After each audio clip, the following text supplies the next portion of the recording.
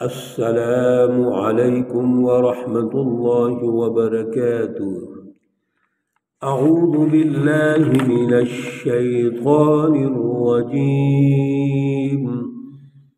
بسم الله الرحمن الرحيم. أم اتخذوا آلهة من الأرض هم ينشرون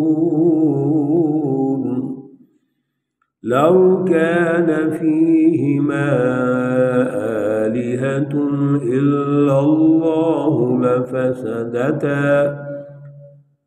فسبحان الله رب العرش عما يصفون. صدق الله العلي العظيم.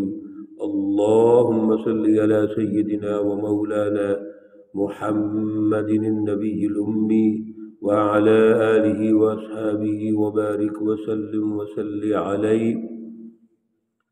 معزز سامعین و سامعات، سورۃ الانبیاء ہے، پارہ نمبر 17 ہے۔ آج انشاءاللہ الرحمن ان آیات مقدسہ پر درس ہوگا۔ اللہ رب العزت سے مل کے دعا کرتے ہیں کہ اللہ رب العزت ان آیات کا فہم، ان کا شعور، اعلیٰ نظریہ عطا فرمائے اور عمل کی توفیق اور صلاحیت عطا فرمائے۔ گزشتہ درس میں اللہ رب العزت نے توحید کے دلائل شروع کیے تھے اور اس کے ساتھ ساتھ یہ ارشاد فرمایا کہ کفار مکہ، مشرکین مکہ، حزب الشیاطین اللہ کی رہنمائی کو کھیل کود سمجھتی ہیں، ان کا مذاق اڑاتے ہیں، جبکہ اللہ رب العزت انتظار کرتے رہتے ہیں۔ اور اللہ کی جو منشا ہے، جو اللہ کی رضا ہے، وہ تو یہ ہے کہ وہ حق کو باطل پر غالب کر دے گا اور جو باطل ہے وہ ختم ہو جائے گا۔ اس لیے حزب الشیاطین کو غور و فکر کرنا چاہیے کہ اللہ رب العزت کی سلطنت میں اگر رہنا ہے تو اللہ سے کمپرومائز کر کے رہیں۔ اللہ کو مانے یا نہ مانے یہ ان کی مرضی ہے، لیکن معاشروں پر ظلم نہ قائم کریں، فساد فی الارض نہ کریں، انتشار پیدا نہ کریں، انسانی سوسائٹیوں کی ترقی میں رکاوٹ نہ بنیں۔ بس اللہ کی یہ منشا اور رضا ہے، اور پھر سب کچھ اسی کے لیے ہے، زمین و آسمان اور سب کچھ اس کے پاس ہے۔ اور اللہ کے پاس جو اللہ کے فرشتے ہیں، باوجود اس کے کہ بڑے طاقتور ہیں اور اللہ کے حکم کے مطابق چلتے ہیں، لیکن اللہ رب العزت کے جو نافرمان ہیں وہ کبھی بھی کامیاب نہیں ہو سکتے۔ اللہ کے فرشتے ان کو ڈھیل دیتے ہیں اور ایک موقع کے مطابق اللہ کے حکم کا انتظار کرتے ہیں اور اپنے کاموں میں سستی نہیں کرتے، غفلت نہیں کرتے، بلکہ ذمہ داری سے کام کرتے ہیں۔ آج پھر توحید کے دلائل، عقلی نقلی دلائل اللہ رب العزت پیش کر رہے ہیں، جہاں سے یہ بات واضح ہو گئی کہ فلسفہ توحید کی جو رٹ ہے وہ نظریاتی اعتبار سے بھی قائم ہونی چاہیے، ذہنی اعتبار سے بھی قائم ہونی چاہیے، اور بچے بھی اسی کے متلاشی ہیں، اور سب بڑے، سب سوسائٹیاں، سب انسان، خواتین، یعنی انسانی سوسائٹی میں ہر فرد چھوٹا بڑا اسی کے منتظر میں ہے، انتظار میں ہے کہ اللہ رب العزت کی رٹ قائم ہو جائے۔ فرق صرف اتنا ہوتا ہے کہ جب اللہ کے داعی انبیاء علیہ السلام تشریف لاتے ہیں تو جو کفار، مشرکین، دشمن، حزب الشیاطین ہوتی ہیں وہ مقابلے میں آ جاتے ہیں، اور باقی پوری قوم من حیث القوم، اس میں بڑے ہیں، بچے ہیں، جوان ہیں، خواتین ہیں، جو جتنی باتیں اللہ کی سمجھتے ہیں وہ اللہ رب العزت کی سرپرستی میں آ جاتے ہیں۔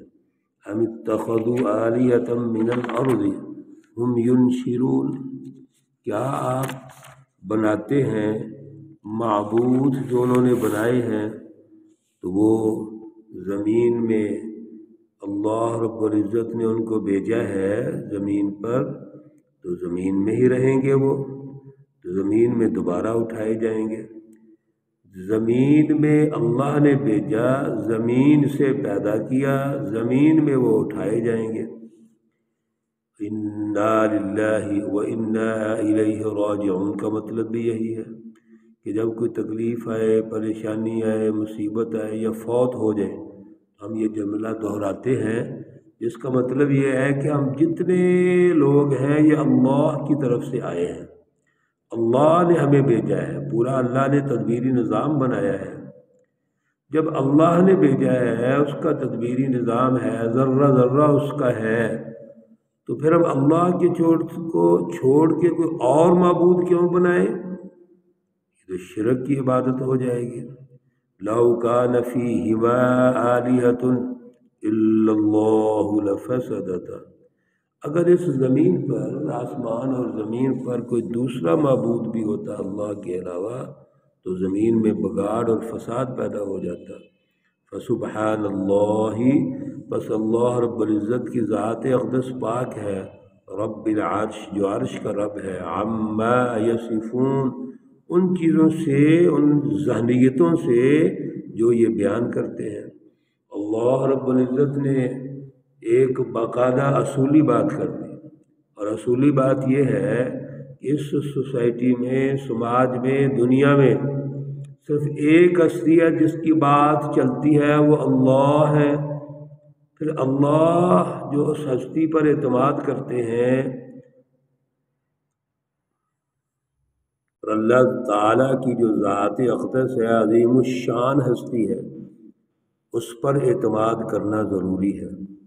وہ اعتماد کیا ہے کہ اللہ رب العزت ہی سب کچھ ہے، رب الناس بھی وہی ہے، مالک الناس بھی وہی ہے، الہ الناس بھی وہی ہے۔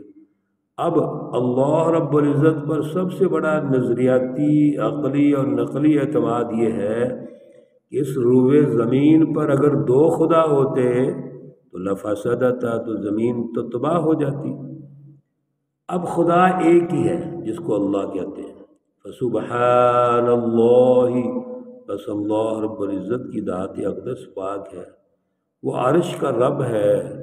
اور جو بھی یہ چھوٹے چھوٹے خیالات پیدا کر کے، شرک پیدا کر کے یا کفریہ باتیں پیدا کر کے انسانی سوسائٹیوں میں پریشانی پیدا کرتے ہیں، انسانی سوسائٹیوں کے معیارات ختم ہو جاتے ہیں، یہ کسی اعتبار سے بھی درست نہیں ہے۔ سبحان اللہ، اللہ کی ذات پاک ہے۔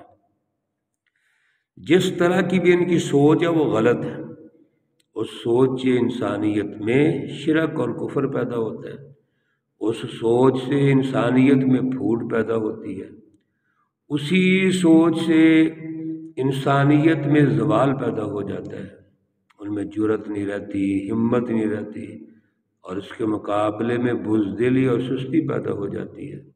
اس لیے اس کائنات میں رب ایک ہی ہے، توحید کی رٹ کو اسی طرح قائم کیا جا سکتا ہے۔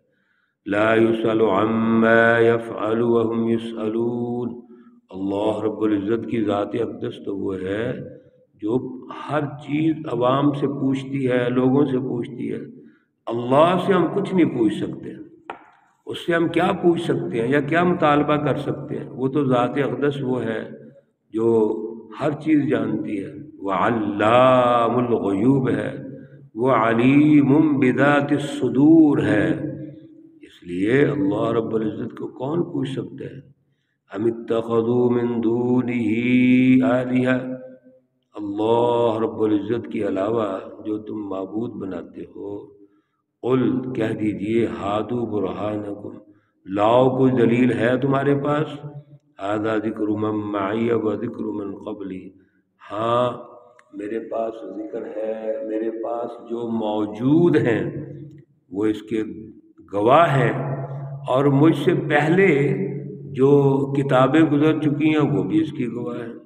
بل اکثرهم لا یعلمون الحق، بلکہ ان میں سے اکثر ایسے ہیں جو حق کو نہیں سمجھنے کی کوشش کرتے۔ فہم مورزون، بس وہ اس سے اعراض کرتے ہیں، دور بھاگتے ہیں۔ بڑے خوبصورت انداز میں اللہ نے توحید کے دلائل دیے ہیں۔ حضور نبی اکرم صلی اللہ علیہ وسلم فرماتے ہیں جو میرے پاس ہیں قرآن پاک اور اس سے پہلے تینوں آسمانی کتب ہیں، سب کے اندر توحید کی فلسفی موجود ہے۔ سب میں کامن ایک چیز ہے جس کو ہم فلسفہ توحید کہتے ہیں، اور فلسفہ توحید وہ نام کے اعتبار سے اس کی وہ حیثیت ہے، لیکن اصل میں رٹ قائم کرنے کی ضرورت ہے۔ یہ ایک فلسفی ہے جس کا عملی نظام سیاسی، معاشی، معاشرتی موجود ہے۔ وَمَا أَرْسَلْنَا مِن قَبْلِكَ مِن رَّسُولٍ، اس سے پہلے جتنے بھی رسول تشریف لائے ہیں، إِلَّا نُوحِي إِلَيْكَ، مگر اس کی طرف وحی کی جاتی ہے۔ اللہ رب العزت کا حکم آتا ہے اور وحی آتی ہے، انہ لا الہ الا انا فاعبدون، بے شک کوئی معبود نہیں ہے مگر صرف میں ہوں، میری عبادت کی جائے۔ یہاں سے ایک تاریخی ریفرنس اللہ رب العزت نے دے دیا کہ اس سے پہلے جتنی بھی قومیں تشریف لائی ہیں ان قوموں کا مرکز اللہ رب العزت کی ذات اقدس ہے، لہذا وہ قومیں اللہ سے رہنمائی لیں گی، اور اللہ سے رہنمائی کیا ہے؟ انسانی مسائل کو سمجھنا، انسانی مسائل کو سمجھ کر ان کا حل پیش کرنا، انسانیت کو غلامی سے نکالنا، انسانیت کو ترقی دینا۔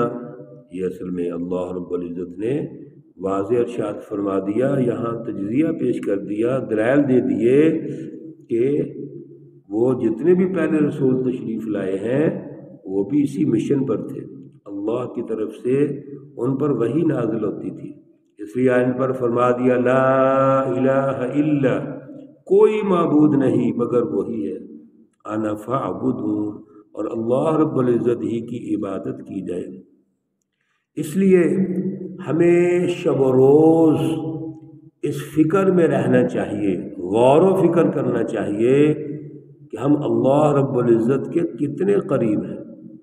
ایک ہوتا ہے میرے عزیزوں، دوستوں، ساتھیوں، دعویٰ تو ہر شخص کر لیتا ہے، جی میں نے اللہ رب العزت کی پہچان پیدا کر لی ہے، میں نے درست کام کر لیے ہیں، میں نے اپنے آپ کو اللہ کے قریب کر لیا ہے، یا عدل کے نظام کے مطابق میں کوشش کر رہا ہوں، یہ سارے دعوے ہیں۔ اس لیے اصل چیز رٹ ہے، رٹ قائم ہونی چاہیے۔ اور اینڈ پر اللہ تعالیٰ نے آج کے درس میں اسی آیت میں فرما دیا کہ اللہ کے علاوہ کوئی معبود نہیں ہے، فاعبدون، اصل میں فاعبدونی، میری بندگی کرو، میری عبادت کرو۔ اور اللہ رب العزت کی جو عبادت ہے وہ یہی ہے کہ اللہ کو خوش کرو، اللہ کو راضی رکھو، اور اللہ تب راضی ہوگا جب اللہ کے بندوں کو راضی کریں گے۔ انسانی سوسائٹیوں میں حقوق العباد قائم کریں گے، اخلاقیات بہتر کریں گے، اخلاقی رویے بہتر کریں گے، پھر دیکھیے وہ معاشرہ ترقی کرتا ہے اور ضرور ترقی کرے گا۔ اللہ رب العزت سے التجا ہے کہ اللہ رب العزت تمام بیماروں کو شفائے کاملہ عاجلہ مستمرہ عطا فرمائے۔ اللہ رب العزت تمام بیماروں کو شفائے کاملہ عاجلہ مستمرہ عطا فرمائے۔ اللہ رب العزت تمام مرحومین و مرحومات کو جنت الفردوس میں اعلیٰ مقام عطا فرمائے۔ ربنا تقبل منا انك انت السميع العليم وتب علينا انك انت التواب الرحيم، وصلى الله تعالى على النبي الأمي محمد وعلى آله وأصحابه أجمعين برحمتك يا أرحم الراحمين۔ السلام عليكم ورحمة الله وبركاته۔